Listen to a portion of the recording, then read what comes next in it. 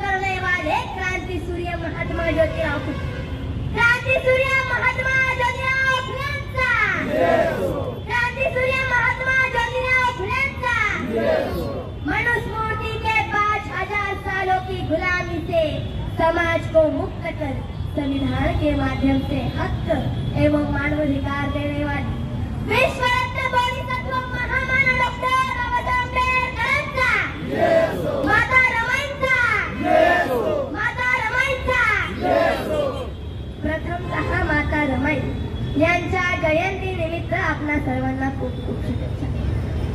विश्वाला शांतीचा संदेश देणारे तथागत गौतम बुद्धांच्या विचाराचा प्रचार कसा करणारे चक्रवर्ती मौर्य सम्राट अशोक, बुद्धांच्या विचारानुसार समता, स्वातंत्र्यता, बंधुता व न्यायावर आधारित रयतेचं स्वराज्य निर्माण करणारे छत्रपती शिवाजी महाराज, वयाच्या 14व्या वर्षी संस्कृत भाषेत बुद्धभूषण घेणारे छत्रपती संभाजी महाराज, महिला आणि बहुजनांसाठी पहिली शाळा सुरू करणारे क्रांती सूर्य महात्मा ज्योतिराव फुले, मनुस्मृतीच्या 5000 वर्षाच्या गुलामीतून अहोत समाजाला मुक्त करून संविधानाच्या माध्यमातून हक्क व मानवाधिकार देणारे विश्वरत्न डॉक्टर बाबासाहेब आणि त्यांना घडविण्यासाठी त्याग करणाऱ्या माझ्या माता रमाई।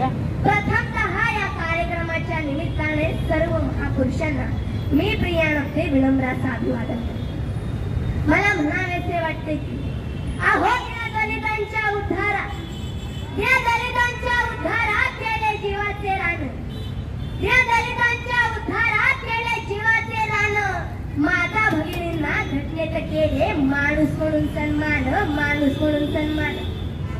अहो केला 14 काळाचा सत्याग्रह, केला 14 काळाचा सत्याग्रह, मनुस्मृतीचे केले दहन, मनुस्मृतीचे केले दहन। अशा या महामाता, अशा या महामानवाला डॉक्टर बाबासाहेब आंबेडकरांना मी प्रियानते करते नमन। आपलं मी मनापासून सहर्ष स्वागत करते।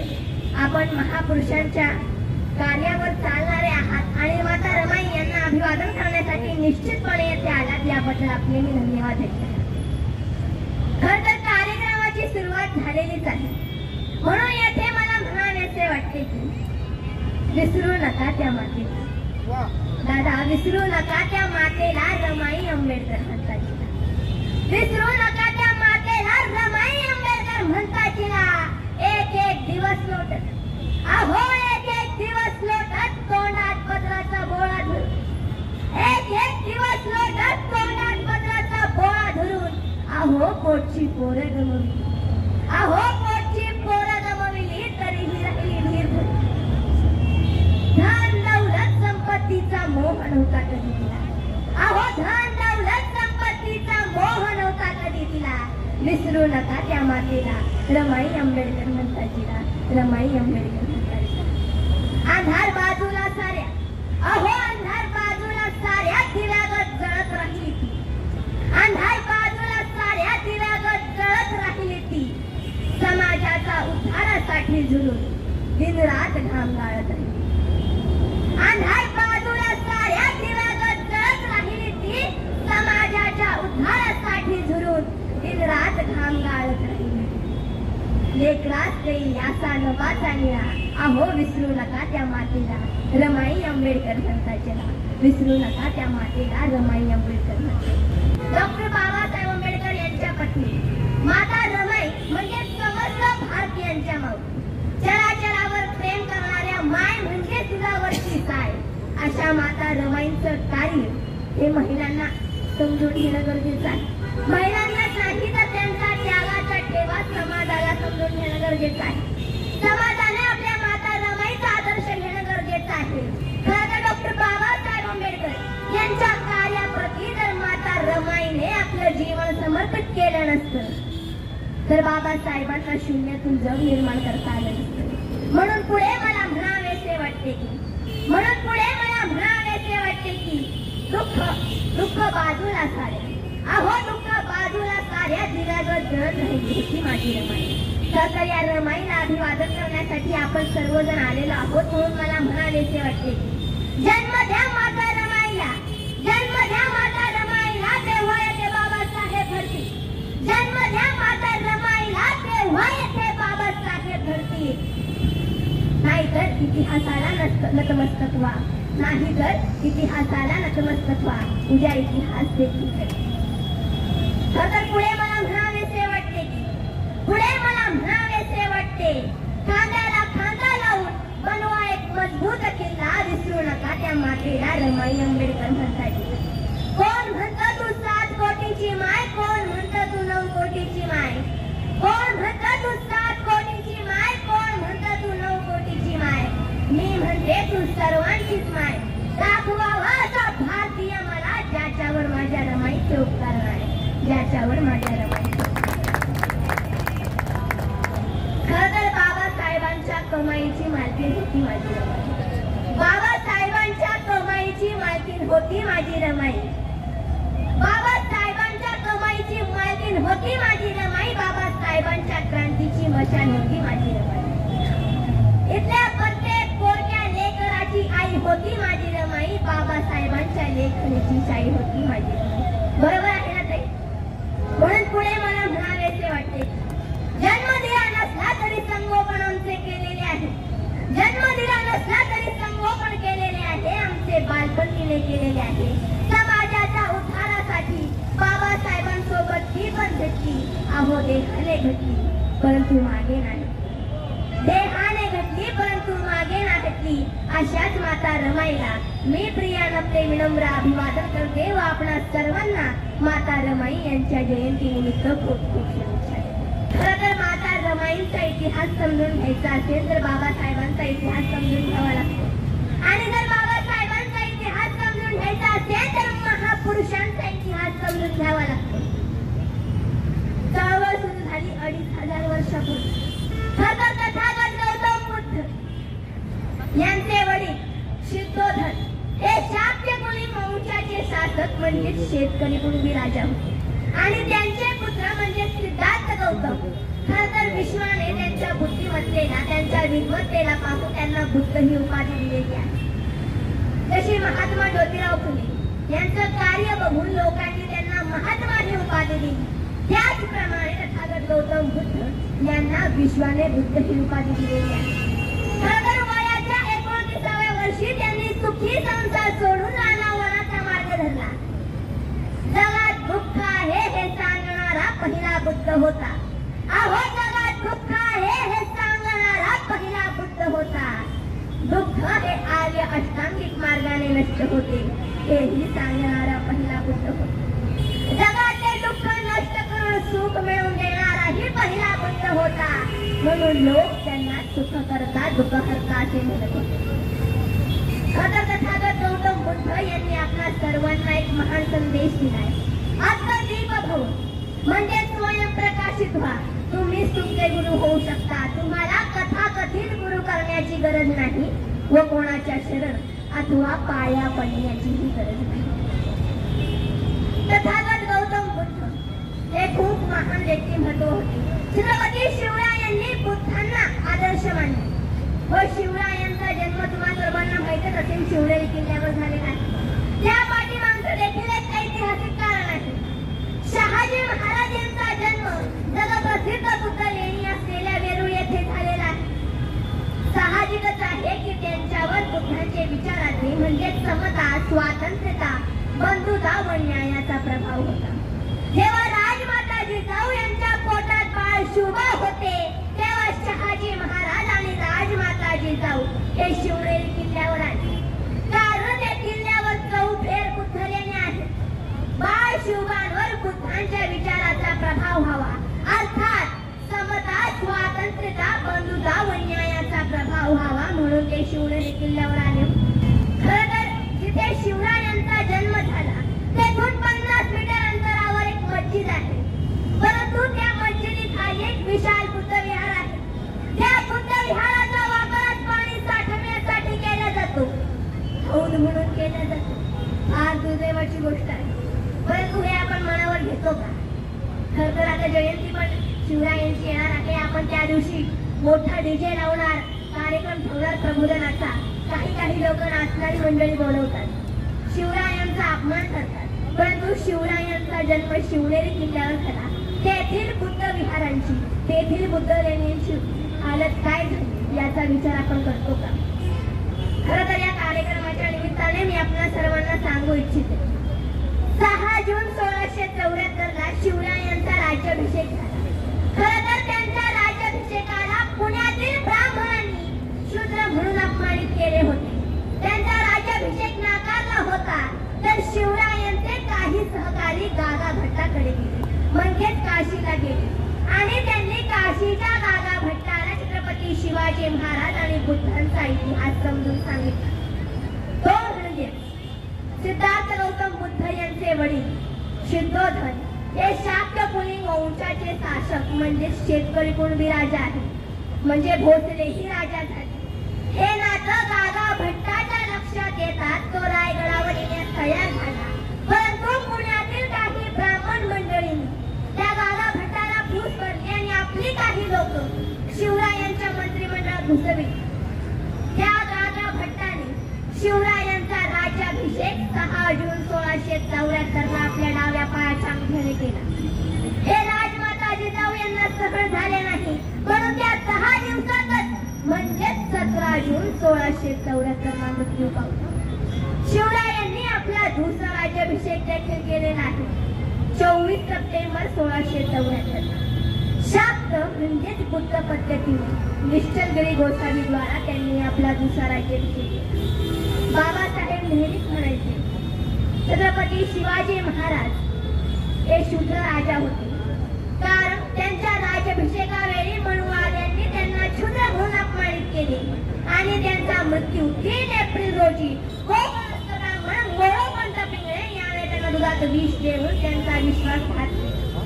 संभाजी महाराजांना देखील मनुस्मृतीनुसार मारण्यात आले होते, कारण त्यांनी वयाच्या 14व्या वर्षी संस्कृत भाषेत बुद्धभूषण हा ग्रंथ लिहिला होता. तप्तसणीने डोळे फोडले, कान फोडले, जीभ कापली, हाता पायाची बोटे छाटून, अंगाची साल काढून हाल करून त्यांना मनुस्मृतीनुसार मारण्यात आले. खरं तर या कार्यक्रमाच्या निमित्ताने मी आपल्या सर्वांना सांगू इच्छितो, आपल्या सर्वांना जाणून घ्यावं लागेल आपला दुश्मन कोण आहे. खरं तर संभाजी महाराज, छत्रपती शिवाजी महाराज आपल्या महापुरुषांना या मनवादी व्यवस्थेने कसं छळलं हे आपल्याला जाणून घ्यावं लागेल. आपला दुश्मन कोण आहे हे देखील आपल्याला जाणून घ्यावं लागेल. छत्रपती शिवरायांच्या अपमानाचा बदला घेण्यासाठी डॉक्टर बाबासाहेब आंबेडकर यांनी रायगडाच्या साक्षीने मनुस्मृतीचे जतन केले. आपणा सर्वांना सांगत असताना मला आपणा सर्वांना सांगावेसे वाटते की डॉक्टर बाबासाहेब आंबेडकर नेहमीच म्हणायचे, मला संविधान लिहिताना जास्त विचार करावा लागला नाही, कारण आदर्श छत्रपती शिवाजी महाराज, संभाजी महाराज, बुद्धांचे जीवन कार्य व विचार माझ्या डोळ्यासमोर होते. खतर बाबासाहेबांचे कार्य सांगत असताना मला म्हणावेसे वाटते की doctor Babasaheb Ambedkar has a very religious personality who abhorred for society, give justice for the lit community and satyagraha mat did this like water. Dr. Babasaheb Ambedkar who slaughters for women, give justice for women in constitution. महिलांना घटनेत न्याय मिळवून देणारे असे आधुनिक भारताचे शिल्पकार doctor Babasaheb Ambedkar. परंतु त्यांच्या पाठीमागे ज्यांचा हात होता त्या माता रमाई.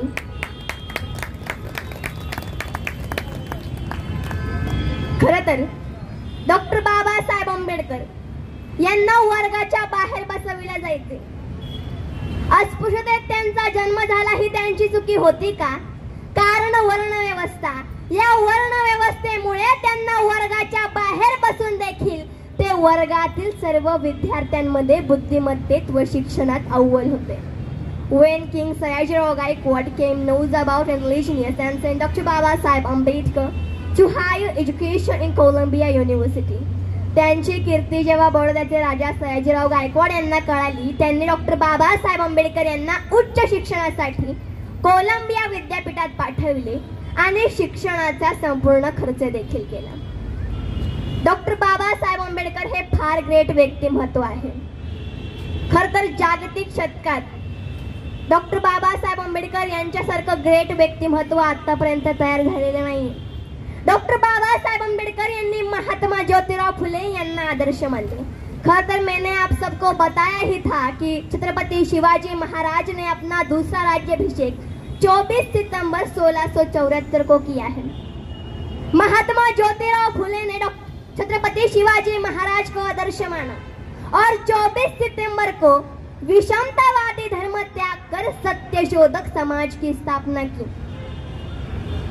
23 सितंबर 1917 को जब बड़ौदा में कुछ मनुवादी लोगों ने डॉक्टर बाबा साहब अम्बेडकर के आत्माभिमान को ललकारा, तो डॉक्टर बाबा साहब अम्बेडकर ने एक पास के ही बगीचे में एक पेड़ के नीचे उदास रात बिताई. उन्होंने सोचा कि मेरे जैसे विदेश से आए हुए शिक्षित के साथ ये मनुवादी लोग ऐसा व्यवहार करते होंगे तो मेरे समाज के अशिक्षित गरीब लोगों के साथ कैसा व्यवहार करते होंगे. तो उस पेड़ के नीचे बड़ौदा में डॉक्टर बाबा साहब अम्बेडकर ने संकल्प किया कि मैं मेरा पूरा जीवन इस उपेक्षित समुदाय का जीवन बेहतर बनाने में लगाऊंगा. मैं उन्हें हक और मानवाधिकार दिलाऊंगा जो उन्होंने हमें संविधान के माध्यम से दिलाए हैं. जिस धर्म का आधार वर्ण भेद व्यवस्था है उस धर्म को त्याग कर यानी विषमतावादी धर्म को त्याग कर डॉक्टर बाबा साहब अम्बेडकर ने मानवतावादी बुद्ध धर्म स्वीकारा. और जब डॉक्टर बाबा साहब अम्बेडकर ने मानवतावादी बुद्ध धर्म स्वीकारा तो बाबा साहब कहते थे कि मैं भारत को फिर से बुद्धमय बनाऊंगा. इस समय मैं कहना चाहती हूँ कि अहो इंसान को इंसान बनाने के लिए, अरे इंसान को इंसान बनाने के लिए बुद्ध ने राज्य छोड़ा. इंसान को इंसान बनाने के लिए बुद्ध ने राज्य छोड़ा. सम्राट अशोक ने युद्ध छोड़ा, फुले ने घर छोड़ा और मेरे डॉक्टर बाबा साहब अम्बेडकर ने धर्म छोड़ा. धर्म छोड़ा. मैं आप सबको बताना चाहती हूँ कि 1 नवंबर 2022 को मैं अजंता गुफाएं देखने गई थी. वहां के बुद्ध शिल्प तथा चित्र देखकर मैंने संकल्प किया कि मैं मेरा पूरा जीवन भारत को ही नहीं तो मैं विश्व को बुद्धमय बनाऊंगी. और आज माता रमाई इनके जन्मदिन के अवसर पर, जयंती के अवसर पर आप सबने भी संकल्प लेना चाहिए कि मैं भारत को ही नहीं तो पूरे विश्व को बुद्धमय बनाऊंगा.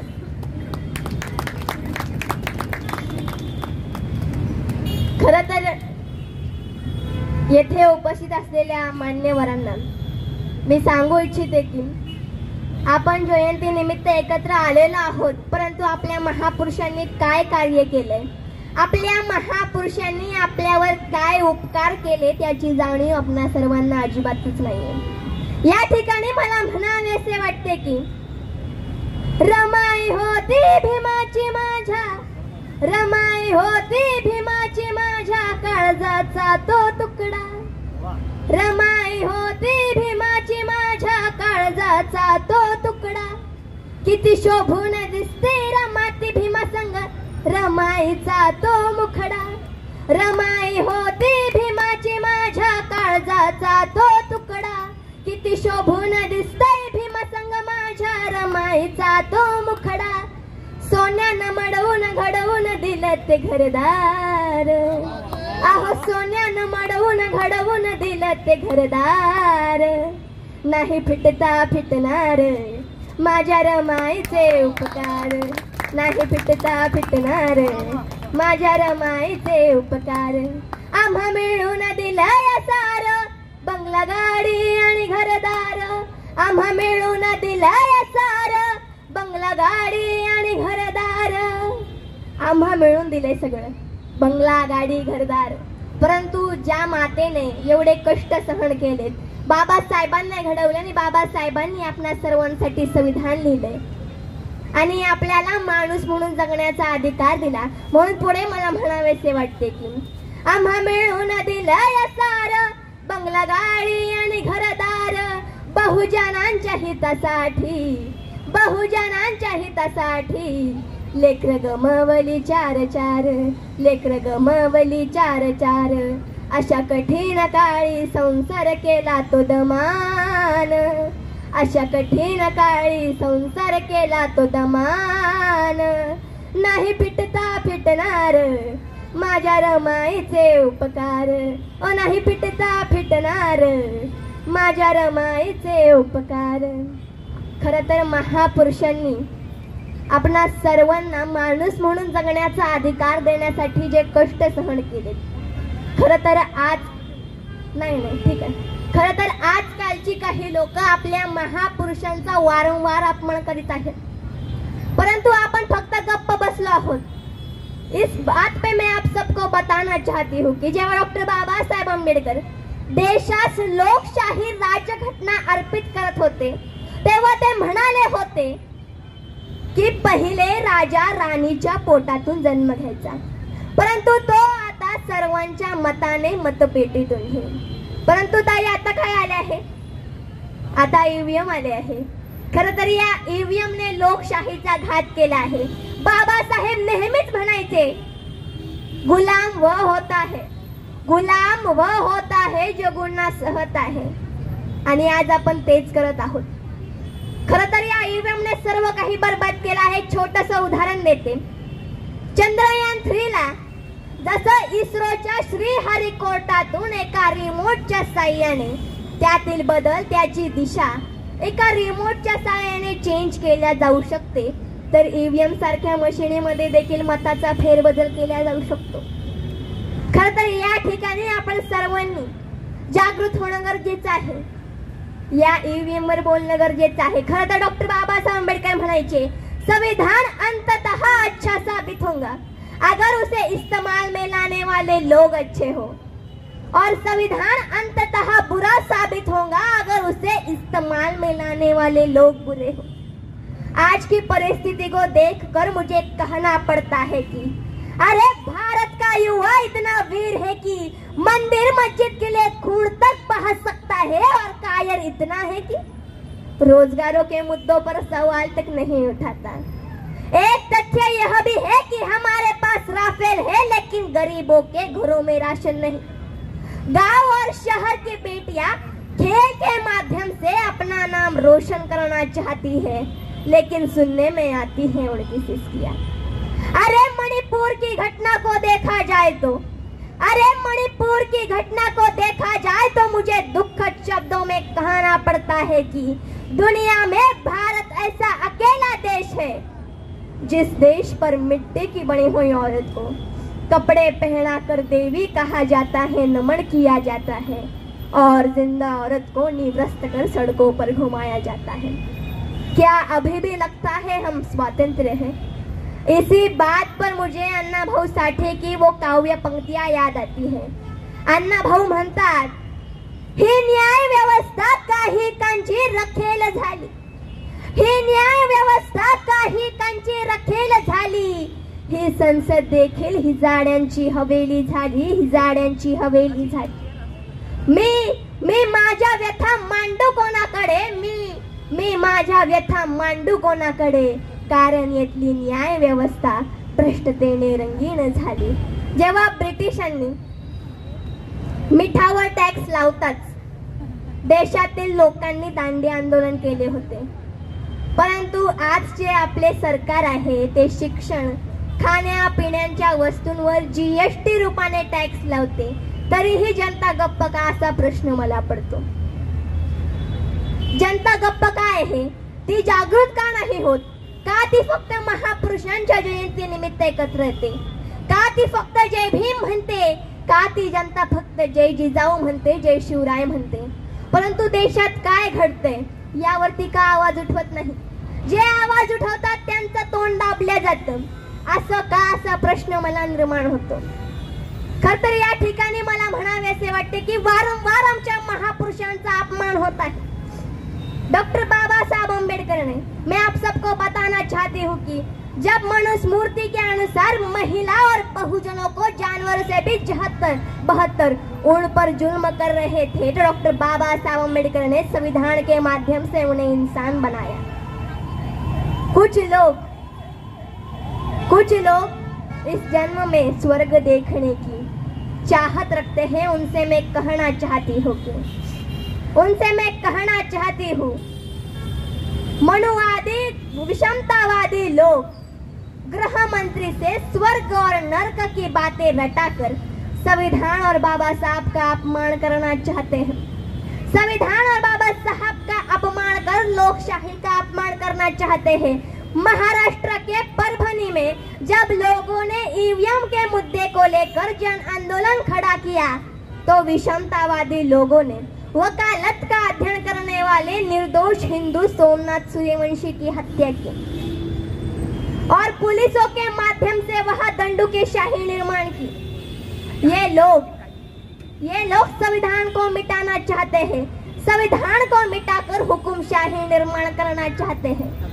इसी बात पर मैं कहना चाहती हूँ कि ईवीएम हटाओ मताधिकार बचाओ, ईवीएम हटाओ मताधिकार बचाओ। मताधिकार बचेगा तो संविधान बचेगा, मताधिकार बचेगा तो संविधान बचेगा और संविधान को बचाना होगा तो आप सबको आवाज उठाना होगा।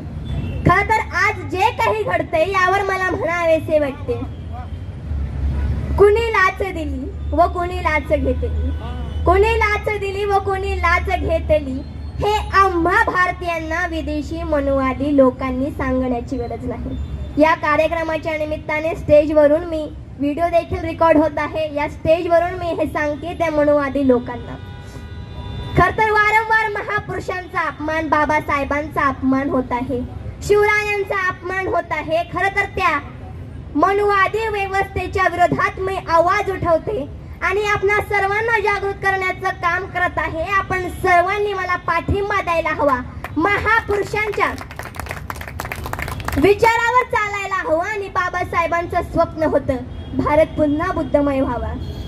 मैं आप सबको बताना चाहती हूँ कि जेव्हा डॉक्टर बाबासाहेब आंबेडकरांनी 1935 मध्ये एक घोषणा केली होती, माझा जन्म जरी हिंदू धर्मात झाला असेल तरी मी हिंदू धर्मात मरणार नाही। तुम्हाला प्रश्न पडत असेल की बाबासाहेबांनी त्वरितच का नाही धर्मांतर केलं?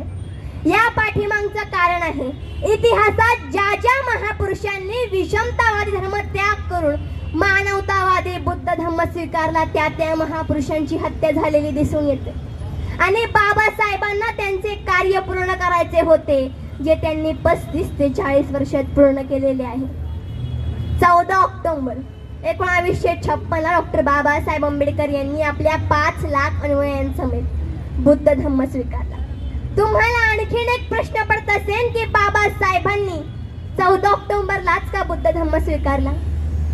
1956 14 ऑक्टोबरला अशोक विजयादशमी होती। त्या दिवशी सम्राट अशोकाने कलिंगाला हरवले होते आणि ते 10 दिवस उत्सव साजरा करत होते, परंतु त्यांच्या मनाला समाधान मिळत नव्हतं। तेव्हा त्यांनी आपल्या हातातली तलवार खाली ठेवून बुद्ध धर्म स्वीकारला आणि मोठी धम्माची क्रांती केली। तोच अशोक विजयादशमीचा दिवस आणि त्याच दिवशी बाबासाहेबांनी बुद्ध धर्म स्वीकारला। आपल्या 5 लाख अनुयायांच्या तोंडातून 22 प्रतिज्ञा ओढून घेतल्या, परंतु आज मी पाहते 22 प्रतिज्ञा नेहमी बुद्ध विहारांमध्ये म्हटल्या जातात, वंदना घेतली जाते, परंतु त्याचे पालन कोणीच करत नाही। पंचशील घेतलं जातं, त्रिशरण घेतलं जातं, परंतु त्याचं पालन आज कोणीच करताना दिसत नाहीये। तर 6 डिसेंबर 1956 ला बाबासाहेबांचा महापरिनिर्वाण झाले तेव्हा देशातील लाखो लोक बाबासाहेबांना 6 डिसेंबरला अभिवादन करण्यासाठी मुंबईच्या चैत्यभूमीवर येतात। साहजिकच आहे की तेथे बाबासाहेबांच्या कार्याचा, बाबासाहेबांच्या विचाराचा, जीवन कार्याचा गौरव होताना दिसून येतो। हे त्या मनुवादी लोकांना सहन झाले नाही, म्हणून त्यांनी 6 डिसेंबर 1992 ला बाबरी मस्जिद पाडून समाजात मोठी दरी निर्माण करण्याचा प्रयत्न केला। पुढे 26 नोव्हेंबरला डॉक्टर बाबासाहेब आंबेडकर यांनी संविधान लिहून पूर्ण केला, म्हणून तो दिवस आपण संविधान दिवस म्हणून साजरा करतो, मानव मुक्तीचा दिवस म्हणून साजरा करतो। हे देखील त्या मनुवाद्यांना सहन झाले नाही, म्हणून त्यांनी 26 नोव्हेंबर 2008 ला कसाबला माध्यम बनवून मुंबई हल्ला घडवून आणला आणि मानव मुक्तीच्या दिवसाला काळा दिवस करण्याचा प्रयत्न केला. 9 ऑगस्ट 2018 दिल्लीच्या जंतर मंतर मैदानावर दिल्ली प्रशासन व मीडिया समोर जाहीरपणे संविधानाला जाळण्यात आले. संविधान विरोधात घोषणा देण्यात आल्या. आज देखील काही लोक संविधान विरोधात भाषण करतात. आपली लोक म्हणतात संविधानातली एक जरी कलम बदलली किंवा संविधानाला हात जरी लावला तरी आम्ही हात तोडून टाकू, पाय तोडून टाकू. परंतु आज काय होते, संविधान 1950 मध्ये लागू झाले ते आज 2025 पर्यंत. त्यात 105 घटना दुरुस्त केल्या. किती? 105. त्यातील बऱ्याच बहुजनांच्या हिताच्या होत्या, त्या नेस्तनाबूत करण्यात आल्या. याचा आपण सर्वजण विचार करतो का? इतिहासात ज्या ज्या महापुरुषांनी विषमतावादी धर्म त्याग केला आणि मानवतावादी बुद्ध धर्म स्वीकारला, त्या त्या महापुरुषांची हत्या झालेली दिसून येते. खर तर ज्या बांधवांकडून आम्हाला अपेक्षा असते तेच बांधव पलटी खातात आणि महापुरुषांविरुद्धच बोलायला लागतात. खर तर बाबासाहेबांनी महिलांना माणूस म्हणून जगण्याचा अधिकार दिलेला आहे. खर तर महिलांना शूद्र अतिशूद्रांपेक्षाही वाईट ट्रीटमेंट केल्या जायची. बाबासाहेबांनी संविधानाच्या माध्यमातून महिलांना मान सन्मान दिलाय. खर तर येथे मला म्हणावेसे वाटते बाबासाहेब तुम्ही जर नसता तर आमच्या महिला कधीच घडल्या नसत्या, कधीच विद्वान झाल्या नसत्या, कधीच शिक्षित झाल्या नसत्या. खर तर बाबासाहेबांचे, माता रमाईंचे, खर तर बाबासाहेबांना घडविण्यासाठी जे कष्ट माता रमाईंचे होते, या कार्यक्रमाच्या निमित्ताने माता रमाई यांच्या जयंतीच्या निमित्ताने त्या माता रमाईंना डॉक्टर बाबासाहेब आंबेडकर यांना वंदन करते. खर तर आज काय होतंय, संविधानानुसार पालन केलं जात नाहीये. संविधानाविरोधात घोषणा दिल्या जात आहेत, संविधानाविरोधात भाषण केल्या जाते. कुछ लोग पाप धोने के लिए गंगा नहाने वाले, इसी बात पर मैं कहना चाहती हूँ, अरे पाप धोने के लिए गंगा नहाने वाले बुद्धिहीन तथा पाखंडी लोग हैं. पाप धोने के लिए गंगा नहाने वाले बुद्धिहीन तथा पाखंडी लोग हैं और उनको प्रोत्साहन तथा सहयोग देने वाले विवेक शून्य तथा मूर्ख लोग हैं.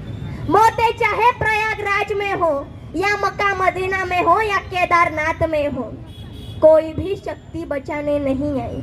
इसीलिए मैं मेरे भारत के देशवासियों से कहना चाहती हूँ कि विदेशी मनुवादी पाखंडवादी ब्राह्मणों के पाखंडवाद से दूर रहकर शिक्षित बनिए. अपने सद्बुद्धि का, अपने विवेकता का उपयोग कीजिए. सच्चा इतिहास जानिए. हमारे दुश्मन कौन है वो जानिए. खर तर ओशो कहते थे कि गंगा में नहाने वाले, पाप धोने वाले किससे बेवकूफ बना रहे हो, गंगा को, खुद को या दुनिया को. ये बात हमें समझनी होगी. खरं तर आज खूप काही घडतंय. आजकालच्या भारतात आमच्या माता भगिनींवर असेल, आमच्या समाजावर अन्याय अत्याचार केले जात आहेत, परंतु तो समाज आणखीनही जागा झालेला नाहीये. खरं तर त्या समाजाला जागृत करण्यासाठी अशाच कार्यक्रमाचे आयोजन होत असते. माता रमाईचा जयंती असेल किंवा डॉक्टर बाबासाहेब आंबेडकर यांची जयंती असेल, महापुरुषांची जयंती असेल, या महापुरुषांच्या जयंतीनिमित्त या प्रबोधनाचे कार्यक्रम होत आहेत. खरं तर खूप अभिमान वाटतो मला आमच्या विठ्ठलदादा गायकवाड सरांचा. खरं तर ते ही चळवळ घराघरात पोहोचावी, या चळवळीच्या बाबत सर्वांनी एकमत व्हावं, एक निष्ठेने काम करावं म्हणून आमचे विठ्ठलदादा गायकवाड नेहमी झटत असतात, नेहमी अशाच कार्यक्रमाचे आयोजन करत असतात. चळवळीत सर्वात पहिले त्यांचा पुढाकार असतो. तर येथे उपस्थित मान्यवरांना माझी विनंती आहे की विठ्ठलदादांसाठी एकदा जोरदार टाळ्या झाल्या पाहिजे. सर्व माझे भांगे घोषणा देणार आहेत. विश्वरत्न डॉक्टर बाबासाहेब आंबेडकरांचा, डॉक्टर बाबासाहेब आंबेडकरांचा, माता रमाईचा. खरं तर या कार्यक्रमाच्या निमित्ताने एक कविता सादर करू इच्छिते. जसं माझ्या माता रमाईने कष्ट केले, बाबासाहेबांना घडविले, आणि बाबासाहेबांनी संविधान लिहिले तशाच माझ्या सावित्रीमाईंनी देखील कष्ट केले, स्त्री शिक्षणाची मुहूर्तमेढ केली. खतर येथे मला म्हणावेसे वाटते की भिडेवाडा हे स्वाभिमानाचं प्रतीक आहे. अहो, भिडेवाडा हे स्वाभिमानाचं प्रतीक आहे, परंतु त्या समोर बांधलेले दगडूशेठ गणपतीचं मंदिर हे तुम्हा मला गुलाम बनविण्याचं जाळ आहे. म्हणून मला म्हणावेसे वाटते की भिडेवाडा खुणवतोय, भिडेवाडा खुणवतोय. अहो, दगडूशेठला हात जोडले की, दगडूशेठला हात जोडले की भिडेवाड्याला पाठ होते. दगडूशेठला हात जोडले की भिडेवाड्याला पाठ होते. गाजलेल्या होत्या ओळी पण, गाजलेल्या होत्या ओळी पण त्यावरी सवाल साठ होते, सवाल साठ होते. अहो, पाहुणी दुरावस्था भिडेवाड्याची, पाहुणी दुरावस्था भिडेवाड्याची तेव्हा संतापाची लाट होते. अहो, पाहुणी दुरावस्था भिडेवाड्याची तेव्हा संतापाची लाट होते. स्त्री शिक्षणाची येथूनच ग एक एक गाठ होते, एक एक गाठ होते. दगडूशेठला हात जोडले की भिडेवाड्याला पाठ होते. पावलो पावली त्यांच्या, अहो, पावलो पावली त्यांच्या आडवळणाचे घाट होते. पावलो पावली त्यांच्या आडवळणाचे घाट होते. डबक्यात साचलेल्या पाण्याचे, डबक्यात साचलेल्या पाण्याचे वाहणारे पाट होते, वाहणारे पाट होते. विरोधाच्या अंधारातून मग एक प्रकाशमय वाट होते आणि खांद्याला खांदा लावणी आज मान समाजात ताट होते, मान समाजात ताट होते. दगडूशेठला हात जोडले की भिडेवाड्याला पाठ होते, भिडेवाड्याला पाठ होते. खरं तर 1 जानेवारी 1848 रोजी पुण्यात भिडेवाड्यात महात्मा ज्योतिराव फुले व सावित्रीबाई फुले यांनी पहिली स्त्री शिक्षणासाठी शाळा सुरू केली. खरं तर आपल्या सर्वांना प्रश्न पडत असेल की महात्मा ज्योतिराव फुले यांनी 1 जानेवारीलाच का शाळा सुरू केली? ते 3 जानेवारीलाही करू शकत होते. पण या पाठीमागचे एक ऐतिहासिक कारण म्हणजे त्यांनी 1 जानेवारी 1818च्या म्हणजेच भीमा कोरेगाव योद्ध्यांना मानवंदना म्हणून 1 जानेवारी 1848 रोजी पुण्यात भिडेवाड्यात पहिली मुलींची शाळा सुरू केली. खरं तर येथे मला म्हणावेसे वाटते की भीमजी ने हमें पहलवान बना डाला, भीमजी ने हमें पहलवान बना डाला, हटा न पाए वो चट्टान बना डाला. अरे मेरे भीम जी के संविधान का करिश्मा तो देखो, अरे मेरे भीम जी के संविधान का करिश्मा तो देखो यारो. जिन महिलाओं को अछूत कहा जाता था उन्हें राष्ट्रपति और प्रधानमंत्री बना डाला, राष्ट्रपति प्रधानमंत्री बना डाला. खरं तर असेच कार्यक्रम दादा नेहमीच होत राहोत आणि आपले मी आभार व्यक्त करते. आणि दादा जय भीम. आपण या कार्यक्रमासाठी आवर्जून उपस्थित राहिलात याबद्दल धन्यवाद व्यक्त करते. आणि पुन्हा एकदा मी आपणा सर्वांना विनंती करते की दादांसाठी जोरदार टाळ्या झाल्याच पाहिजे. खरंच दादांचं जेवढं कौतुक करावं तेवढं कमी आहे. खरं तर मी बोलले काय, खरं तर दादांनी एवढा मोठा कार्यक्रमाचे आयोजन केलेले आहे. 7 दिवसापासून मला माहिती मिळाली कार्यक्रम सतत चालू आहे. महापुरुषांच्या विचाराचं आदान प्रदान होत आहे. खरं तर फार अभिमानाची गोष्ट आहे. आणि या पुतळ्यासाठी देखील, माता रमाईंच्या पुतळ्यासाठी देखील दादांचं सहकार्य होतं. दादांसाठी मी म्हणते जोरातच टाळ्या वाजल्या पाहिजे. विश्व को शांति का संदेश देने वाले तथागत गौतम बुद्धांचा, तथागत गौतम बुद्धांचा